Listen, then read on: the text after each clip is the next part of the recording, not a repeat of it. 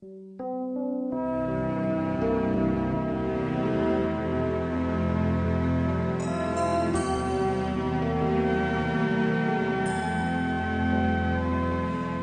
God so loved the world, He gave us His only Son.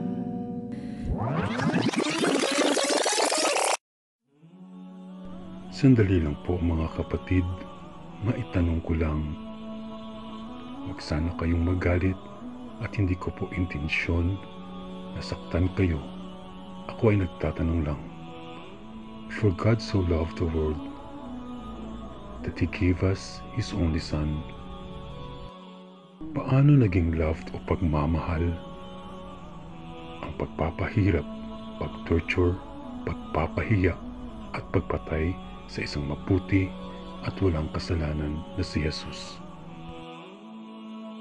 Kinakailangan ba na patayin si Jesus para ang buong sangkatauhan ay mapatawad sa kasalanan? Mababasa sa Biblia at Quran ang mga sumusunod.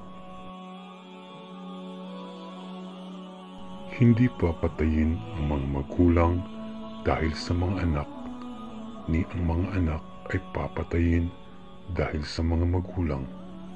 Bawat tao ay papatayin dahil sa kanyang sariling kasalanan. Sino man ang napatnubayan ay napatnubayan lamang para sa kanyang kaluluwa, at sino man ang naligaw ay naligaw lamang laban dito sa kanyang sarili.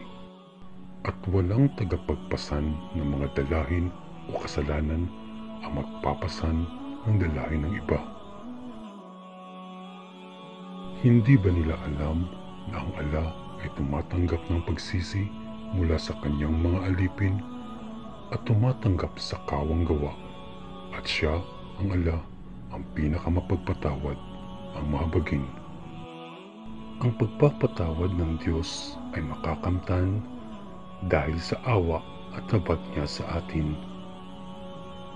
At hindi kailangan patayin si Jesus at maging alay na tao para ang tao ay mapatawad sa kanilang kasalanan.